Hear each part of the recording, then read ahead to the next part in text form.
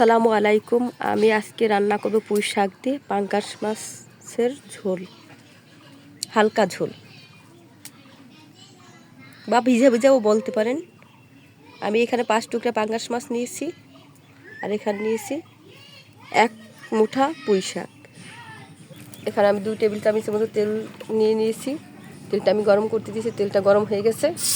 মাছগুলো ভেজে নিব।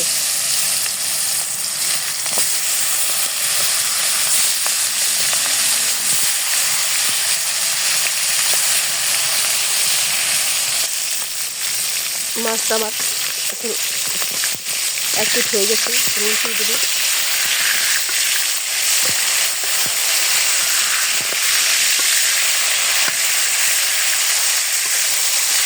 আপনারা চাইলে না ভেজেও রান্না করতে পারেন, আমার বাচ্চারা খাবে না না ভাজলে, এর জন্য আমি ভেজে রান্না করতেছি।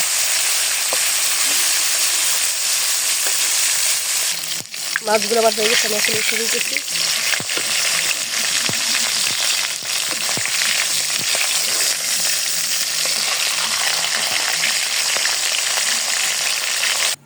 এখানে আমি পেঁয়াজ বাটা 2 টেবিল চামচ নিয়েছি, জিরা বাটা 1 টেবিল চামচ, মরিচের গুঁড়ো 1 চামচ, রসুন বাটা হাফ টেবিল চামচ, স্বাদ মতো লবণ নিয়েছি। আমি এইগুলো ভালোভাবে মিক্সড করেছি।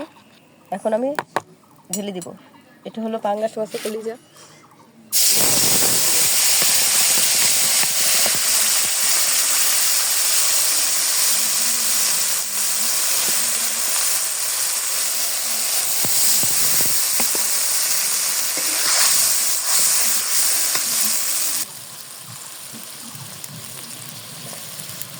যেহেতু শাকের তরকারি, এই জন্য আমি মরিচ দিব বেশি করে, ঝাল না হলে ভালো লাগবে না। দেওয়ার পরে এমনিতেই মুখটা সেদ্ধ সেদ্ধ হয়ে গেছে,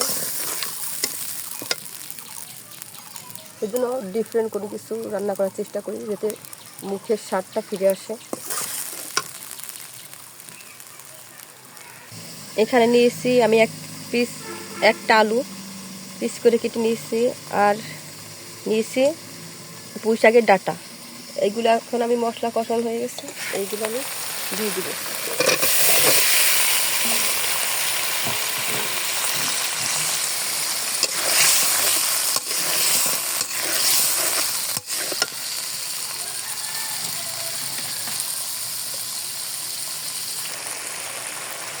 দুই মিনিটের মতো আমি ঢাকনা দিয়ে ঢেকে রেখেছিলাম।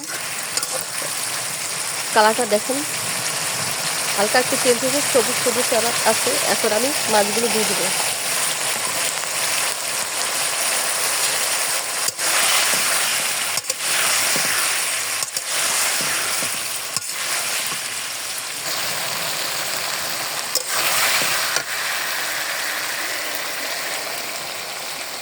এখন পানি দিয়ে দেবো। মাছ বাজাই ছিল এটার ভিতরে, অন্য কিছু ভাইবেন না। এটার থেকে আমি পানি দিতেছি।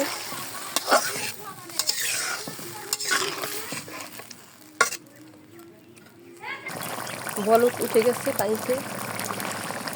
এখন আমি শাকগুলো দিয়ে দিব আস্তে আস্তে।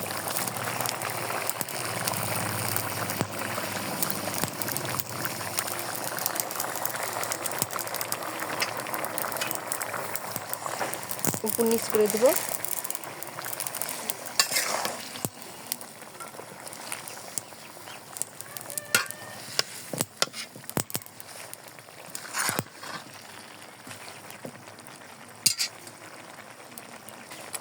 আর শাক কটা আছে সেগুলো দিয়ে দিব উপর দিয়ে।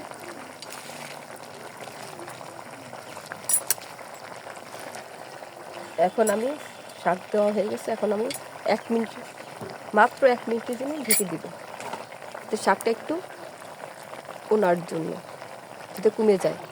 দেখেন 1 মিনিট বললাম, 1 মিনিট জাস্ট ঢেকে দেবো। সেই 1 মিনিটে জাস্ট ঘড়ি ধরে এখন দেখেন শাকটা কত কমে গেছে।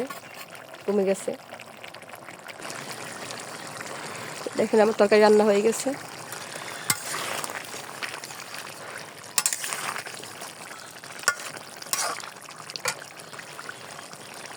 এখন আমি নামিয়ে নিয়েছি। এই দেখেন মাছটা একটু ভেঙে ভেঙে গিয়েছে। আমি চেয়েছিলাম মাছটা একটু ভেঙে ভেঙে যাক, ছোটো বাচ্চারা তো এটা খেতে পারবে না, তার জন্য মাছটা আস্ত রয়েছে। মাছটা যদি ভেঙে দেওয়া হয় আরও খেতে সুস্বাদু লাগবে, ভালো লাগবে। আজকে এ পর্যন্ত, আবার নতুন কোনো ভিডিও নিয়ে আপনাদের সামনে উপস্থিত হবো। আসসালামু আলাইকুম রহমতুল্লাহি ওয়া বারাকাতুহু।